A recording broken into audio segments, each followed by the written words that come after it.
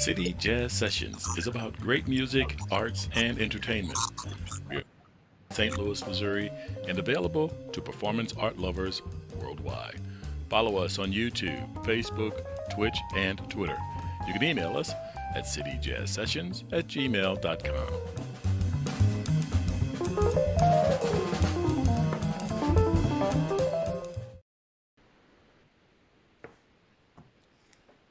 All right, are we ready?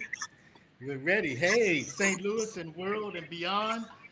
I want to welcome you tonight. Tonight is a wonderful special program with two great peoples.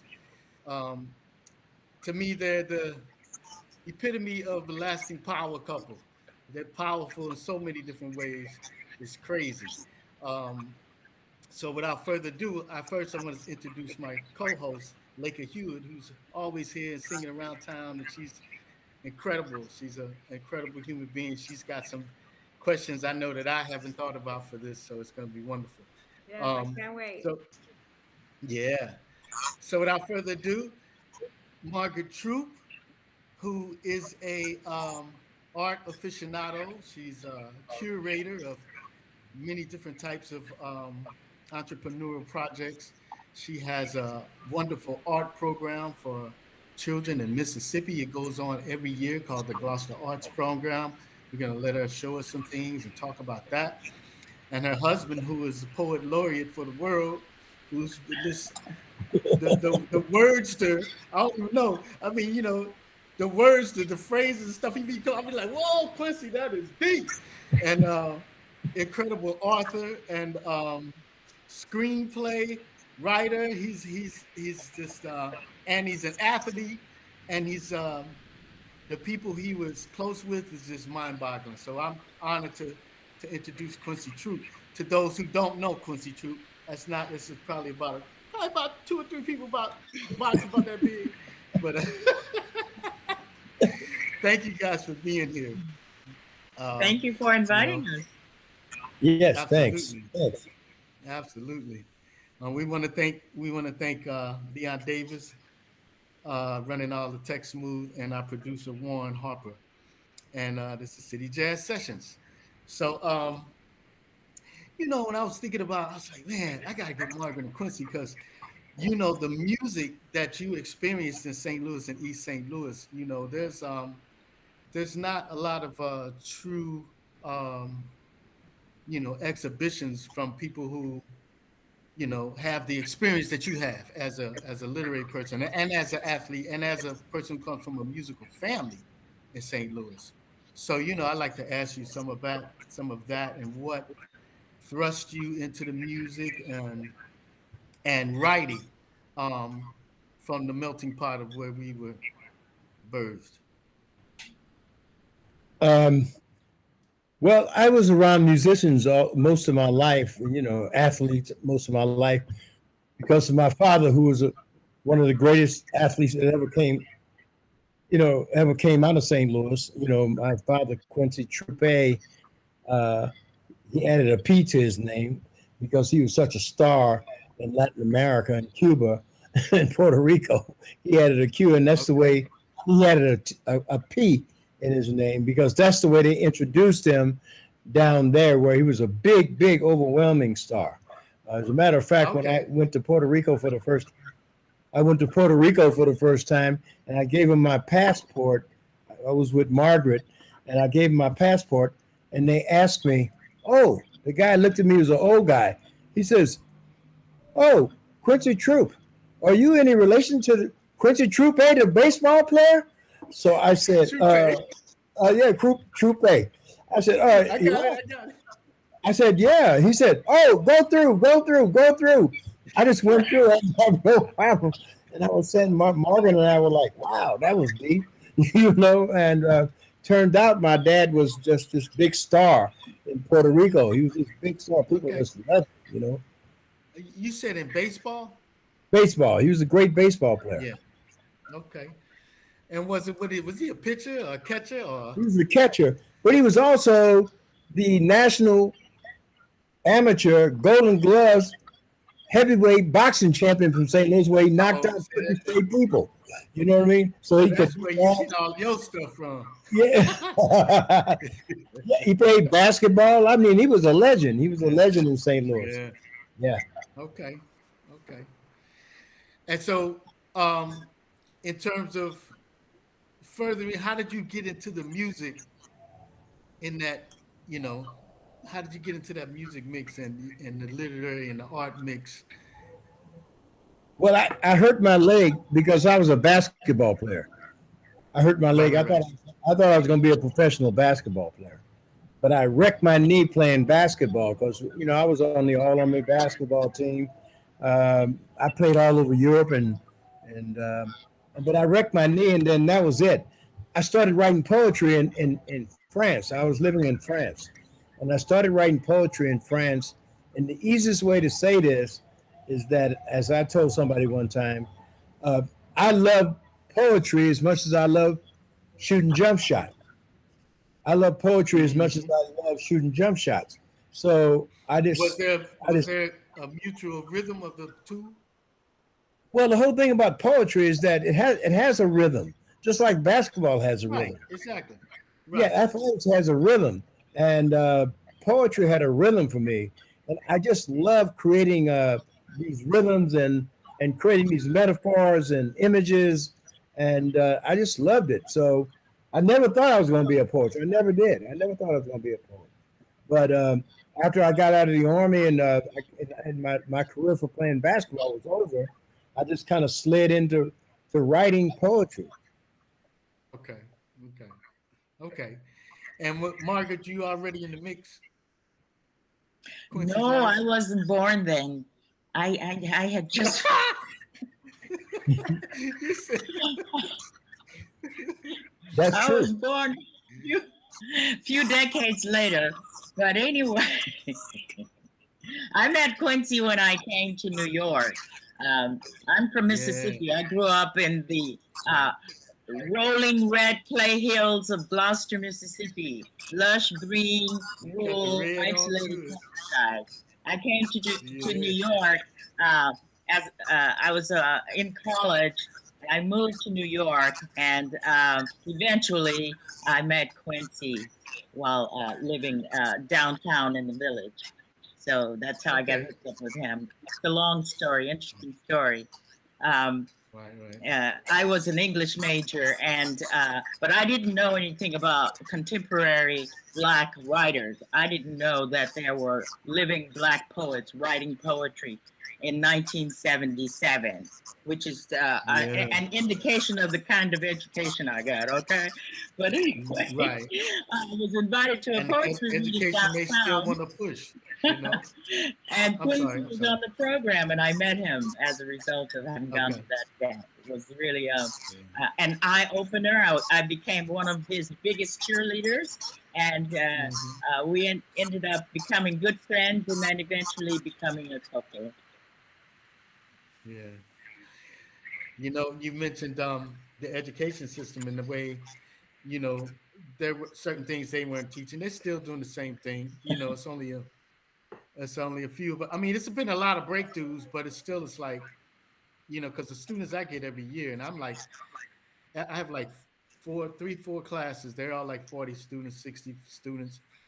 They don't have a clue about.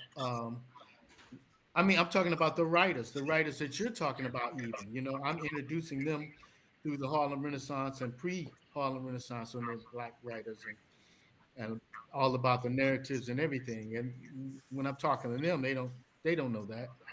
They haven't learned that, and that's something they should be taught from uh, preschool That's why I at make home sure and then in the school. That's why I try to make sure with my program when I take these artists down to Mississippi to give kids Hmm. exposure to contemporary living, working artists. I think it's so Hmm. important that Hmm. young kids see this in action and have contact Right. like that. It changes. It's a life changing event.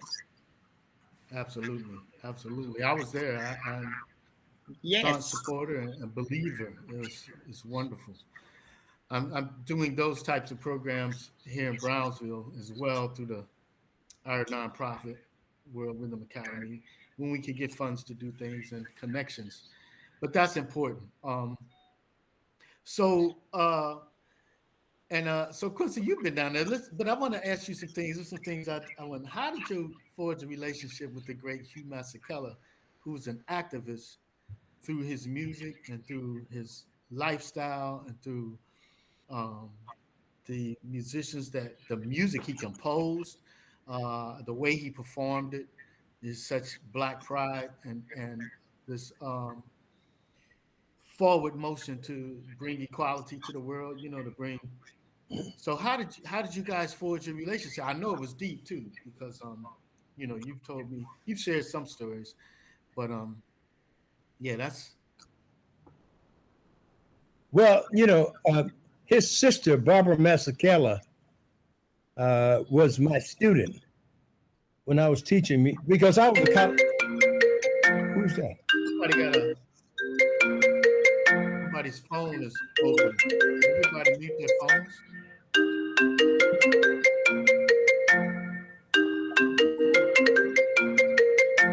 A hunt for the phone. Whose phone is it? Whose phone is it? Not me. Whose phone is it? I don't know whose phone that Whose was. It phone was mine is back then. it? Oh, that was got me going. Anyway, I'm sorry. But his sister Barbara Masekela was my student when I was teaching at Ohio University. I was a college professor for 30 some years, 30 some years, and started at UCLA, then came to Ohio University, and then eventually came to New York, and then went back to the University of California, San Diego. But when I was at Ohio University, Barbara Masekela came there because of another South African, Lindiwe Mabuza, who was also a professor like I was at Ohio University in Athens, Ohio. And Barbara came into my About class. what year? About what year? This is like 77, something like that. 77. Okay. I'm not good. I'm not good with years, like 75, something like that. And Okay. No, you she was, good with years, brother. You look like you're about 55. I know, You but I'm good still, with years. yeah.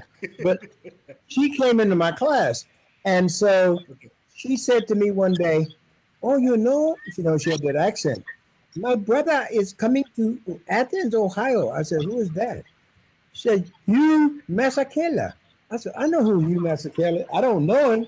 I know his music. Well, he's coming to stay here with me." I said, "Oh."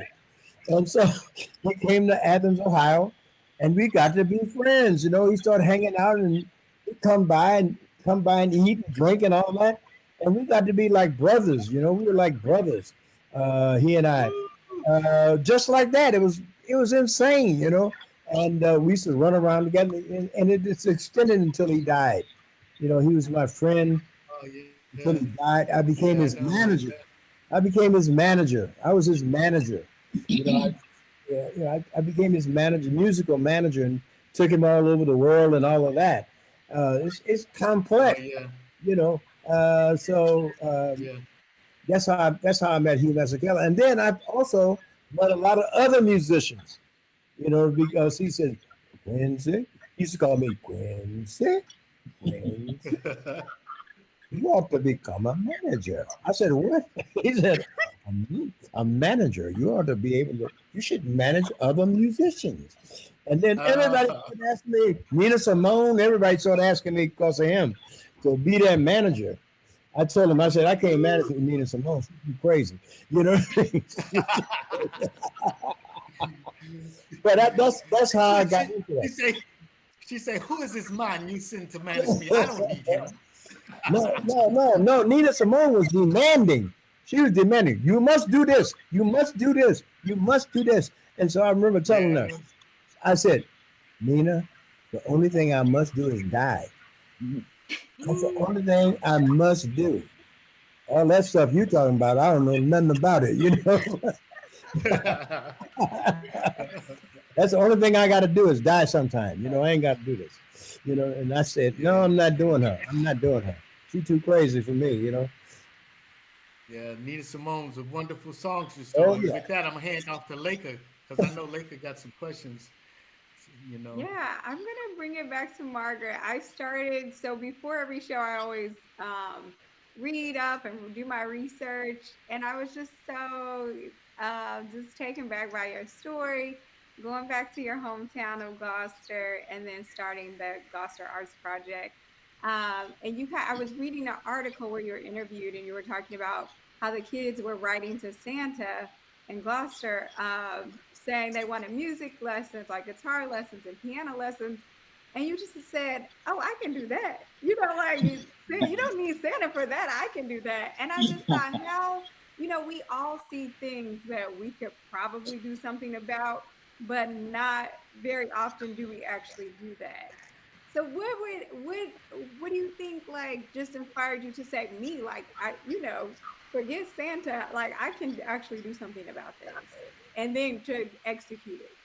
Oh, well, I had already had experience doing programming.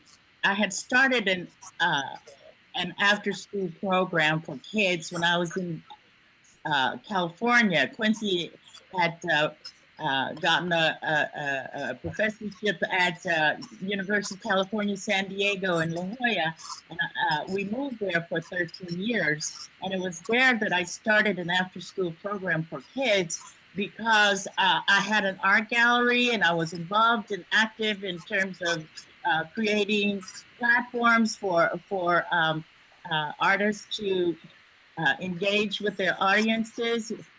Focus having a gallery, and I combined a literary program with that. All of this was modeled after the kind of work that Quincy had been doing all those years in New York, and people like him and Ishmael and all those kinds of cultural activist type people who are also practicing artists. So anyway, I opened this gallery. Let me back up. Let me back you up because a lot of people don't know Ishmael Reed.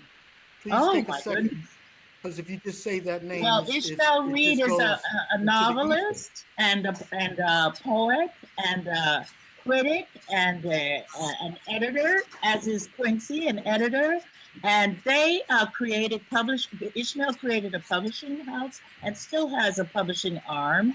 And he publishes a lot of contemporary artists and writers. So they provided all these platforms for artists because during those days, prior to like now, when Black people are like really like the most fashionable group of people there are now, but before that, we Mhm. had to create our own venues, and of course, Exactly. we are still doing that today. But in those days, we had no options. We had no social media. We had to do it all legwork and networking and all of this sort of thing. So I had that model.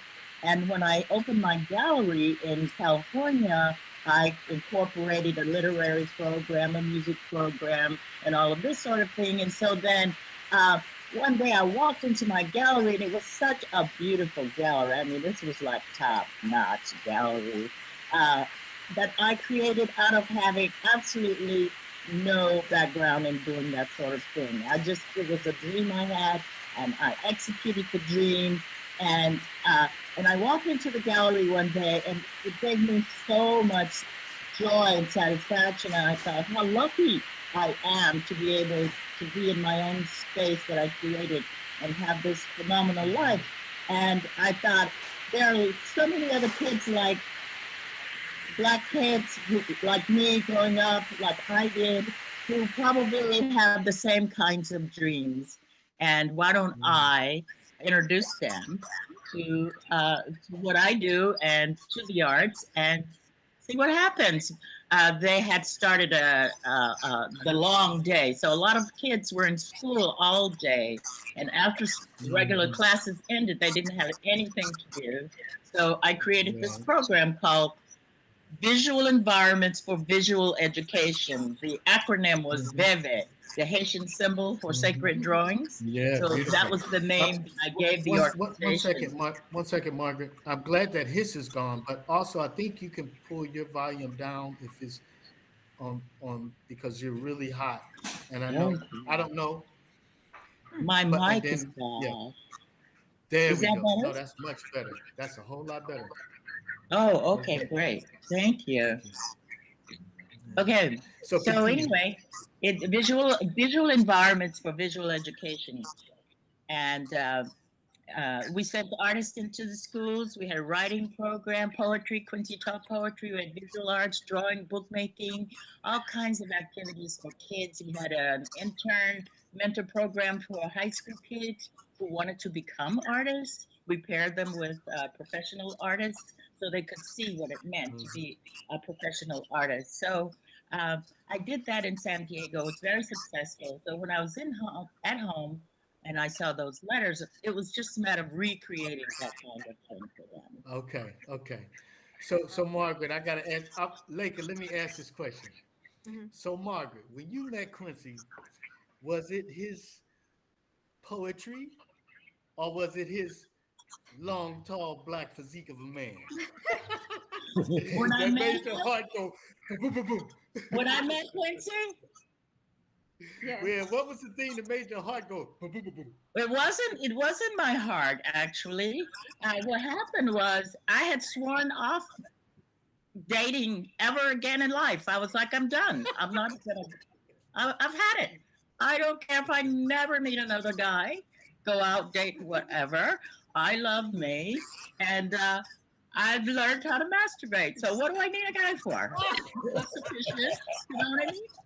So anyway, this friend of mine invited me to a poetry reading, and I'm like, "Are you serious?" So I went, and he was on the program. So when he was reading, I was in awe because of his reading style. He's very musical, he's very expressive, and he was reading these poems that were so musical, and I was like, whoa, wow. I was like at a football game, like cheering, carrying up. Anyway, it was like the energy was incredible. So, Resonated with you. but I was sworn off guy, so I was like, okay, sure.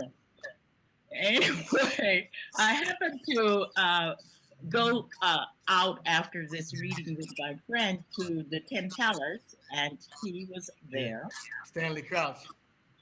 Stanley was the music director, I think, or was he trying Okay. to play drums then still? I don't think so, but they had a blues Okay. band Okay. that night, I know and that time. I know that time period. Yeah. we were having a beer and everything, and my friends invited Quincy to sit with us, and he came over and he sat next to me, and I'm talking and la la la, la, la, and I turn around to him and I put my hand on his knee because I'm a very touchy feely type, and he turned around and he looked at me like, "What the heck?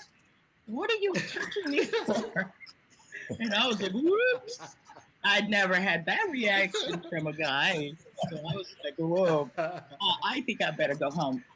The next day, my friend called me and she said, Quincy wanted your phone number, but I didn't want to give it to him because and I said, who?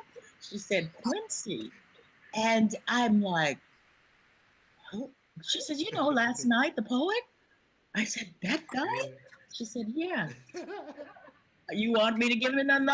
And I'm like, that guy wants my number? She's like, yeah, should I give him the number? So I said, go ahead, give it to him. I don't know. So she gave it to him. He called me next day and he tried to set up a time to meet. Finally, long story short, he invited me to a reading. He was on the program. I went with my niece, who's my age, and because I didn't want to go alone, and I didn't know anything about this scene. And this place is jam packed. And Intozaki Shange's on the program, and Abdul Wadu's on the program, and Quincy, and they're poets with musicians. And I'm sitting there, and I have gone out on a date with Quincy already, but I'm still not like, we're not dating or anything. I'm not like, you know, because when we'd gone out, he'd always come with a whole entourage of people, mostly women. And so I wasn't really Right. thinking of anything special. And then this time he says, come to this thing. And I'm sitting there. He walks into this crowded room, and I turn around and I see him, and my stomach does a butterfly. So it wasn't the Mm. heart, it was the stomach. And I was like, oops. it. What was that? Okay. Quincy, I gotta say, you guys have always been an exquisitely stunning couple. Beautiful in all aspects, how you carry yourself and the clothes you wear and then your knowledge. So Quincy, what was the bubble that the straw that broke the camel's back when you said, "This lady, I have to have her"?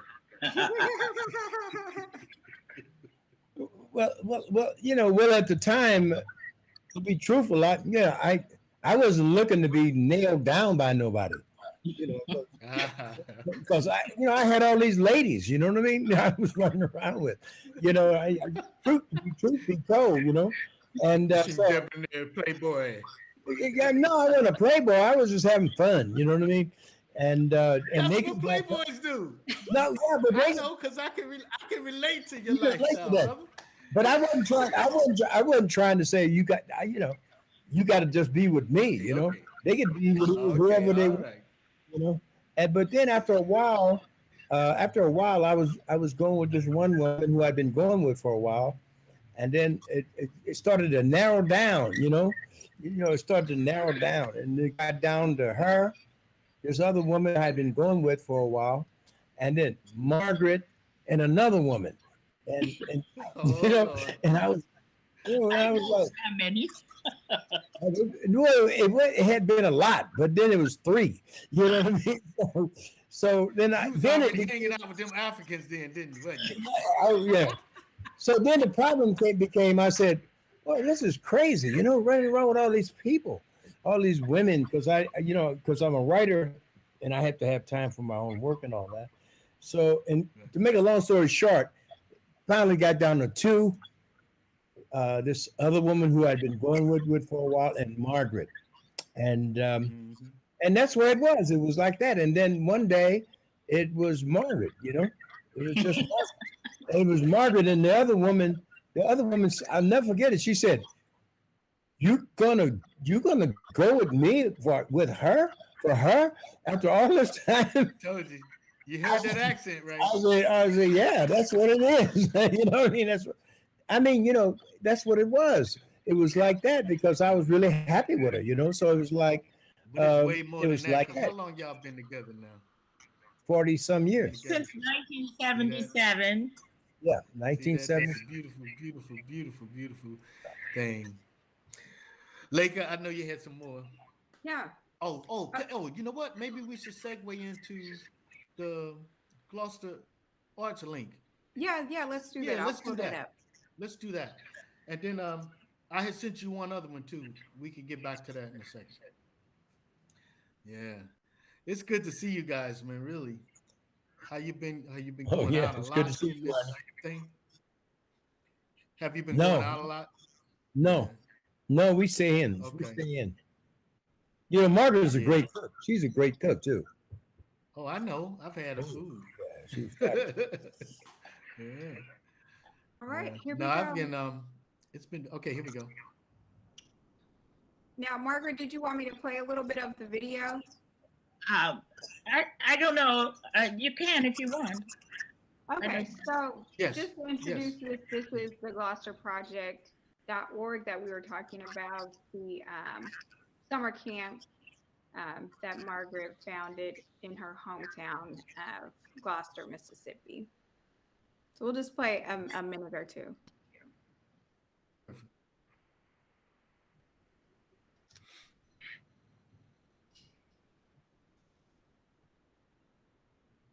Leon, I'm not hearing any sound. And does it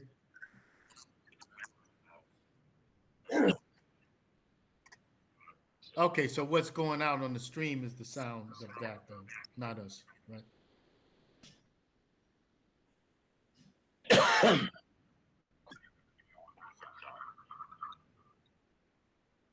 Yeah. Okay, so will they be able to hear it or just see it?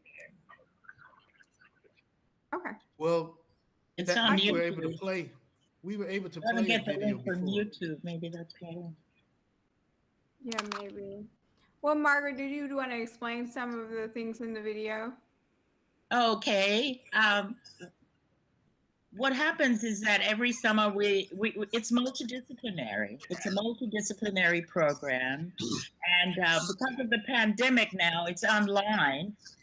But we've been doing it in person for the past years prior to the pandemic, and it's multidisciplinary, so that kids get introduced to the basics of basic concepts in music, like they learned rhythms and that sort of thing, uh, in poetry, visual arts, drawing, painting, um, and they also get a chance to meet celebrated artists who are living and working today, like Ronnie Barrage, who came down and gave a workshop.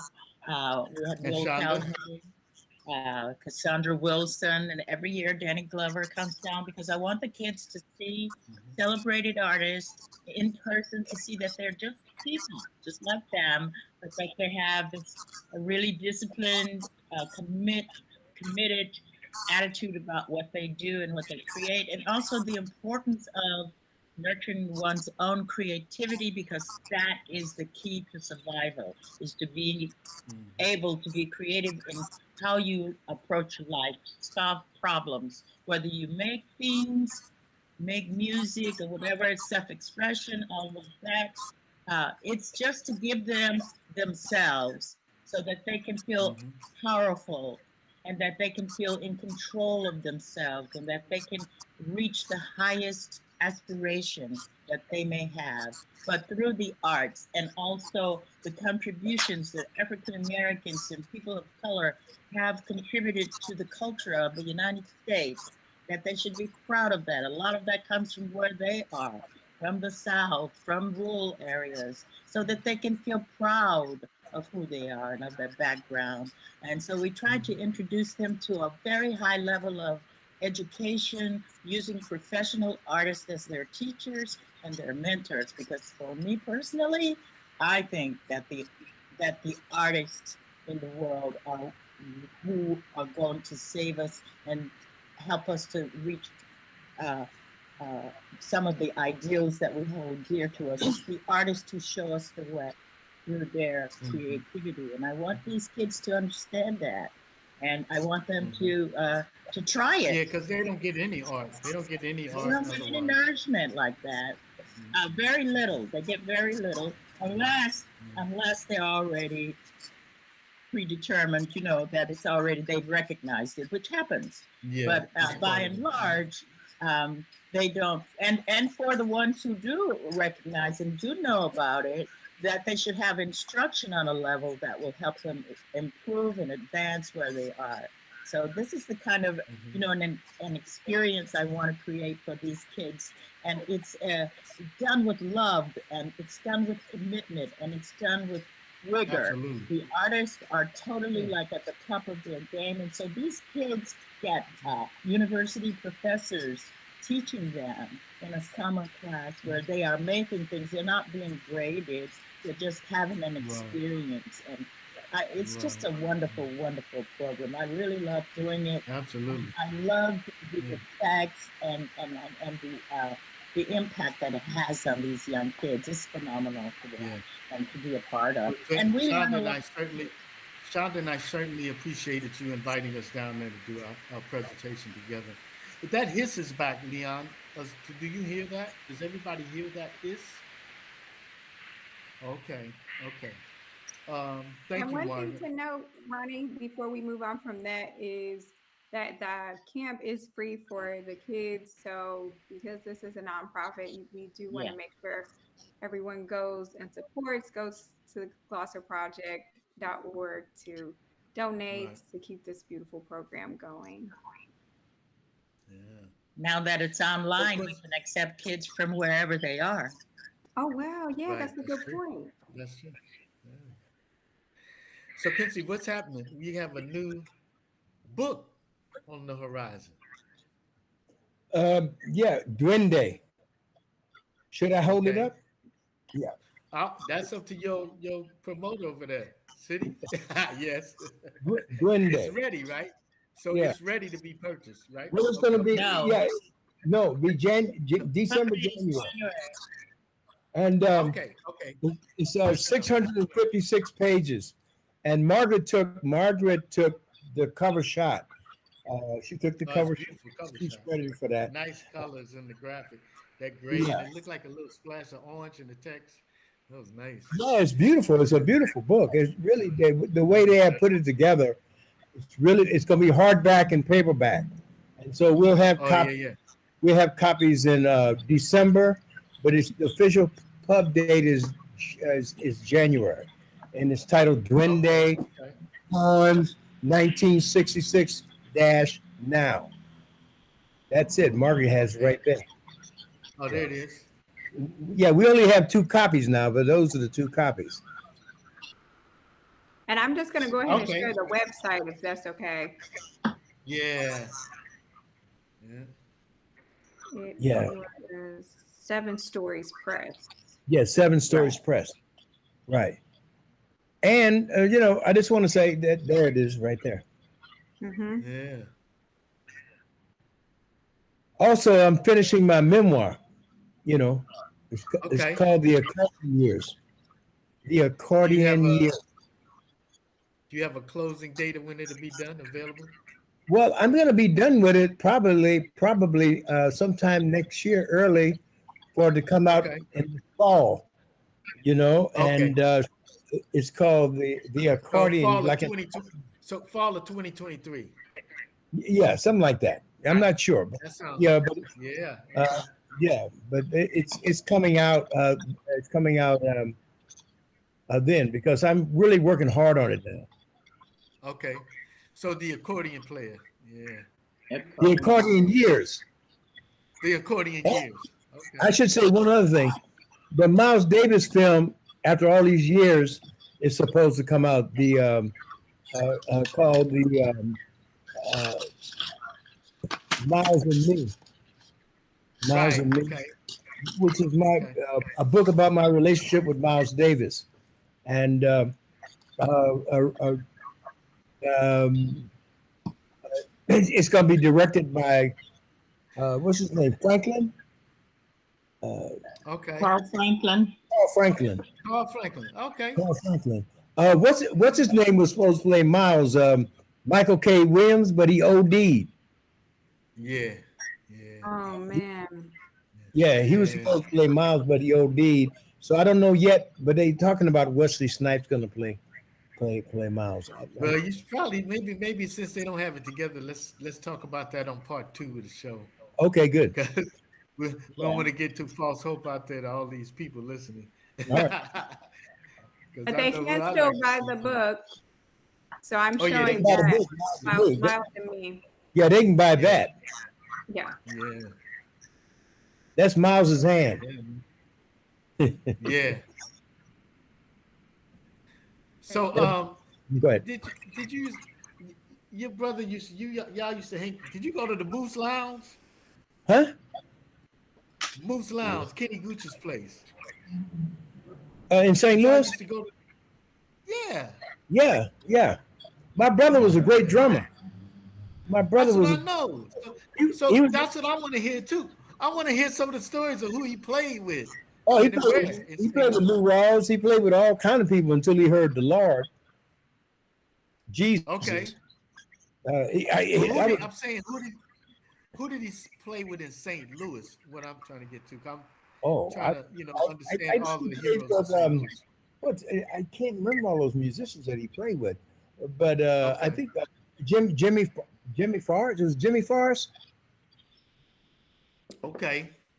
Jimmy Who else? Forrest. Probably John Mixon, right? Yeah, I mean a whole bunch of people in St. Louis, Yeah. and then he played with Lou Rawls. He was Lou Rawls's drummer, and he played with everybody in L.A. And then he told me one day, I swear, this is just what he said. He was talking about. I was saying, "Man, you sound good, man." I was telling him how good he sounded. And all these people were asking him to play with him, play with Oh them. yeah. And he told me, "Quincy," this is the way he talked. "Quincy, the Lord spoke to me." I said, what? He said, Jesus spoke to me. And Right Jesus now, said, the halo around your yeah, head got you looking like yeah, him. yeah, and Jesus said, I can't go and play no more in the clubs. I said, what? I can't play in the clubs no more. I said, oh, Oh man, Quincy, the second coming. yeah. Right Oh there on my. my show.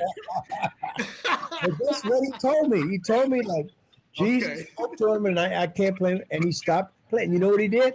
He played one sock cymbal and a cymbal. He had a cymbal, and one little snare In drum church? in In church. church? Yeah, Yeah, well that's I guess that's what hey man, that's some what he did. people when they hear the Lord's voice, their life changes drastically in all kind of different ways. So I agree. maybe that was what his calling was. Can't be mad at him. I wasn't mad with him. I wasn't. I wasn't. Yeah, I yeah. just. Everybody used to ask me. Lou Rawls asked me one time, "Whatever happened to your brother?" I said, Oh yeah, yeah. I don't It'd know. be good to hear. I want to hear a little bit of something from your friend Hugh Masekela. I think we got a link almost coming ready too, because this is a Are we going to piece be that able to hear the speaks. audio though, Ronnie? Oh well, this is. You know what, Leon? I have to ask because when I had Keon and Kelvin, we played links and audio was heard. What can we? Are we able to do that tonight? Right. So I'm saying if Laker bounces stuff back to you, if that's what the case is, can we hear it? Whatever has to be done. Okay, well, so whatever has to be done, can we play this link uh just for about 4 minutes? Because this piece of music is incredible. In the meantime, Quincy, did Hugh ever share some of his uh inspirations for writing songs? Yeah, I mean, Hugh was just, Hugh was just a great musician, and he always played music. He was also a soccer player. A lot of people don't know that. He was a soccer Right. player, and but he played music from the time he was young. Mhm. From the time he was young, that's what he wanted to do, and that's what he Right. wanted to do. His influence was Dizzy and Miles Davis. Those were his two Hmm. influences. Clifford Yeah. Brown also. Clifford Brown also. Oh yeah, Brownie. Ooh, yeah. Yeah. Man, that young man died so early. Imagine what his Oh, music would have been like. The music he was writing, those heads. Whew. oh, Mal. Oh, Huey. I loved Huey. Margaret knew Huey too. He was just a beautiful yeah. guy. He was one of my best friends. Yeah, yeah, I know, yeah. His music has always spoken to me. Now, how we doing with that link? I forwarded it to you in an email. Okay. Before we play So that, while he's pulling that up, I have a question for Quincy. Okay. Um, yes, go ahead. I read something that said you listened to Miles when you were 15 or as a teenager and just loved his music. How did you end up becoming friends with him? Um, I became friends with him because of the fact that I was living in New York, and they asked me to do a piece on him, Spin Magazine. They asked me who did I want to do a piece on. So you were writing for Spin. I was starting to write for Spin Magazine, Okay. and I said I want to do Miles Davis, Hugh Masekela. I gave him a whole list of people, and so I went and I knew one of his one of his one of my former students worked for Miles. She worked for him. She worked for him. So I called her up, and she said, "I'll set it up." So she set it up. She set it up, and I went down to meet him. He was at that time he was living on 59th Street, and Hmm. I remember when I walked in to interview him. I walked in to interview him. He was sitting down. He looked at me. And he looked at me, and he said, "Man, you're a funny looking motherfucker." That's the way he talk, He says, and I looked Yeah. at him. I said, "You're a funny looking motherfucker." And he's looking at me, he reached over to grab my. He said, "How you get your hair like that?" I had dreadlocks, so he reached Right. over to grab my hair, and I hit his hand. Bang! You know, Yeah. I hit his Yeah. hand. He jumped back. He said, "What?" He said, "Are you crazy? Are you crazy? You had my hand for?" I said, "Miles' space, Quincy's space, Miles' space, Quincy's space." Just because I'm over here to do an interview with you and you famous don't give you a right to invade my space. Miles' Right. Want to touch your Quincy's hair. space. So then he looked at me and he said, "Now I know you crazy." And I said, "Not only that, the first band you played in, Eddie Randall is my cousin." He said, "What? Eddie Randall was your cousin?" I said, "Yeah."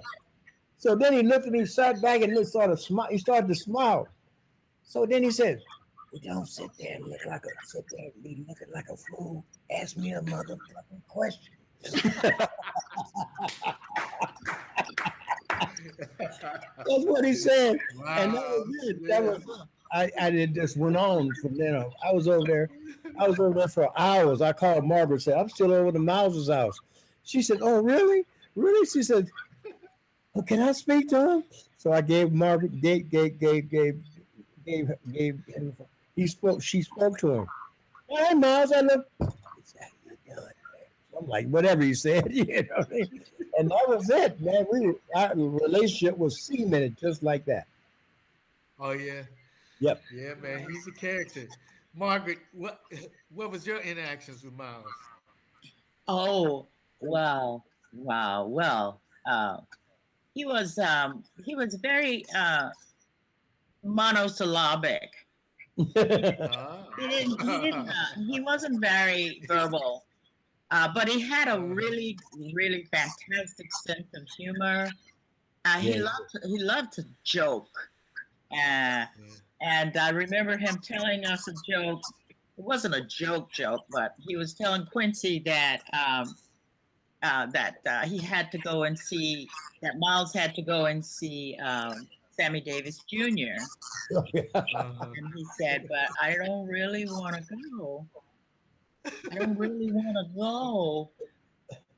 He said because Sammy Davis Jr. was dying of cancer.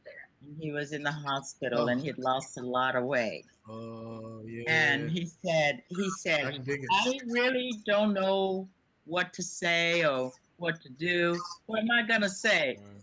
Sammy, why your motherfucking head so big?"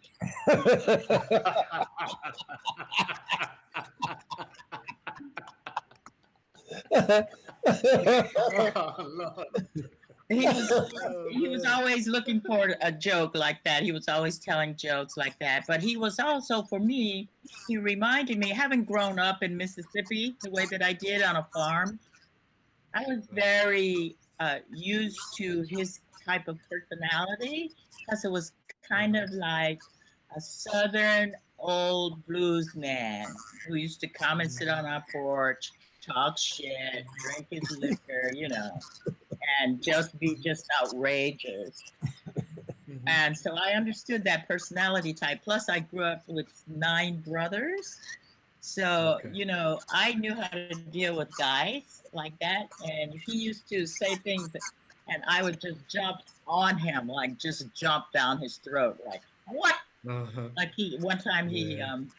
he came up behind me and he put his arms around my Uh-huh. shoulders. Shoulder.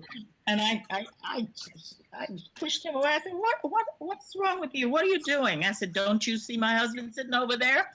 What is the matter with you?" So he jumped back because he was like, "Whoa." He said, "Well, he's not used to that kind of reaction because most women would be Yeah. so happy that he touched them, Yeah. and they even stand in line to Yeah. get Yeah. next to him." And I said, "Well, I'm not That's one of good. them, okay?" Right. So he really liked me because he knew I didn't take Right. shit from him, and Yeah. I was not into the Yeah. the groupie thing. I was nah, nah. Yeah. Miles was a So character. we I got have a along great. my my Miles story was I had a beautiful partner at this time. We were together from the 80s to the 90s, and she was the hostess at 2020, Ashford and Simpson's place over there on 20th Street. Mhm. And I was playing there for about the last 2 years with Leon Thomas. Oh wow. Um, yeah, and the last and Donald Smith was in the band. It was a killer Oh band. wow. But the last year was kind of sad because Leon was losing his hearing, right? So anyway, Miles comes in, you know, my partner seats him and everything. And then we're playing. So she comes down to me later. She's like, Miles is hitting on me. He's hitting on me. So I went upstairs. I said, Miles, that's my lady, man. I know she told you she my lady. He said, yeah, well, you know, what am I supposed to do? I said, don't be hitting on my lady. And then he said, and then she said she told me, he told her that when she told her that she was with me, he said, well, he might fall and break his legs. Call me when he does. He might fall and break his legs. Yeah, Miles is a gangster. So Yeah. I went up there. I said, "Man, I ain't breaking no legs neither, man." I said, "Stop that, man." He just looked at me. He was like, looked at me. Oh man, he's a character. And I used to see him, you know, when I played with Jackie McLean for all them years in Wayne. Yeah, right, right. Miles would always be there. We were on the same festivals. But the stories he would have, he had everybody cracking up, man. Yeah, He he was an was funny. inside prankster too. Yeah, he was a funny guy. He was really funny. Funny. Yeah. I could see that brother Michael who just passed away, man. I'm so sorry for him. I hope somewhere there's some exception for his soul. Because you know, the other thing that brings up another conversation for me that is so crazy is like how when you're at that level of stature, why wouldn't you have somebody that is testing your drugs for you? And why wouldn't you have somebody or people around you that'll smack you upside your head when they see you're doing too much? You know, that's something wrong. There's something that fell out Yeah, into our that's community, right. and I'm so sick of it because he had everything. You know what I mean? And to be and somebody who who's been around that lifestyle, you have to check yourself, or it'll check you out. And Right, right. you have to you have to ask the higher power that, look, I'm like, I need company of people that love me because I'm stupid, so you know but it's like, mm-mm-mm. I just can't understand it. I just can't. It's hard for me. You know what I mean? So Yeah. it's just a whole nother subject matter. I guess that'll be for another time we're together. But that's I'll it tell for you this me. one thing. I mean, when people bring Hmm. up, I mean, I loved him. He was such a great actor, man. He was such a great actor, and I loved him as much. But every time people bring him up, I get mad as hell. you Hmm. know, I mean, I just get mad with him, for doing that. But Hmm. for Yeah. doing that, I just find myself Yeah. getting very angry.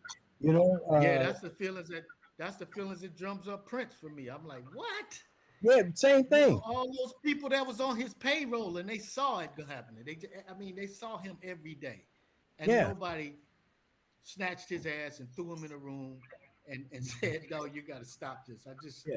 It Miles makes you introduced angry. me to Prince. Miles introduced me Yeah, me to Prince.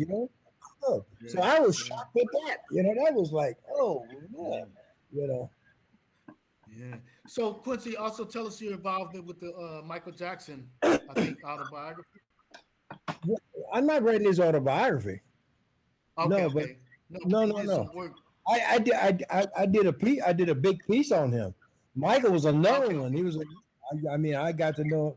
He was another one, man. He was just those guys. They be lonely. They be very, very, right, right, very, right, very lonely. right, Isolated. Michael, right. Hmm. Prince, Yeah. Miles Davis. They were all three of them guys. All three of them were very, very lonely. Um, uh, Mm-hmm. uh, Prince, Michael Jackson was very lonely. He was just very lonely. Mm-hmm. Um, Mm-hmm. and I found that to be true when I was around him. He was just very, Right, very lonely. He couldn't right, trust nobody. He didn't trust nobody. He didn't trust anybody. Um, and if he liked you, he liked you. mm-hmm, And mm-hmm. just very lonely, very, Yeah, and very super talented, super, super. yeah, Yeah. yeah. Hey, Laker, you have any more questions? I'm going to ask you some questions until Leon can let us know what's up with the link. and I gotta change for really quickly for my gig, and I'll be right back. Okay, okay. So we only got about 10 minutes left. So Yeah, let's I did have one more question. How did you get involved with the okay. pursuit of happiness? Um, Yeah, that's what I was gonna ask. well, okay. Um, I have an agent, and my agent told me that Chris Gardner wanted me to write his life story. I didn't know who Chris Gardner was, you know, to write his life story. Because he loved your Miles. He said he loves your Miles Davis book, your book on Miles Davis. So he wants you to write his life story. So I said, all right. So he said, can he come by and meet you? I said, sure. So he came by. I met him, and he used to go with a woman that lived on the fourth floor in my building. So Mm-hmm. he went over to see her, and she said he lives upstairs. So he came up and I knocked on the door. I think she brought him or something, and he came in and we started talking. And he said he wanted me to write his life story. So I said, okay, sit down, and tell me your life story, and then I'll decide. You have to tell me your life story. He said, I love your Miles Davis book. I said, that's not the question. That's not the question. Sit down, sit down, and tell me your life story in your words how you want to talk about it. So he sat down and started telling me his life story. And I said, yeah, okay, that's okay. So I said, what's going to be the deal? What's going to be the money deal? That's the next question. Right. How much I'm going to get for doing this? He said, well, you're going to get there. I said, Absolutely. no. I said, I'll tell you what. You get 55%, I get 45%. Mm-hmm. Well, 45%, he went. I said, 45% or nothing. You know, I'm That's it. out. Right? You came to talk to me. So he signed the contract. He signed the contract. Quincy, OG. That was a book. That book was a bestseller for 46 weeks, number one. You know what he did to me? You know what he did? He came up with riding down on the elevator. And you know what he said to me? And this book been on the you got enough money. I said, excuse me? Ah. I said, you're a businessman, right? He said, I said, you gonna tell me I got enough money? You signed the Wow. contract, fool. You signed the contract. I said, that's it. You signed the contract. He said, we'll see about that.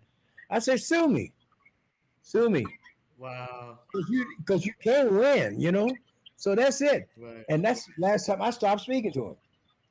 I stopped speaking to him Wow. because That's he sad tried because to. it's such a beautiful story and it's beautifully Yeah, spoken well, word. he tried Um, to.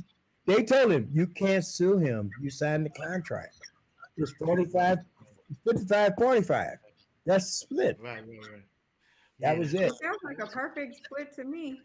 Yep. Yeah, because I mean, in actuality, his money uh triple folded with the With the movie. movie. Yeah, Yeah. he did. So He did. yeah. Did you get any piece of the movie or no? No, I didn't want none of the movie. Mm. Mm-hmm. But it sold the book. I told him you can have the money for the movie. That's your stuff, you know. You Mm-hmm. can do that. I'm not greedy. See, I'm not greedy. I'm not greedy like Hmm. that. Yeah. I mean, that's his story. You can have that. Yeah. Yeah. Yeah. Yeah. You can have that. You said yeah. Let me tell you this one part, this last part.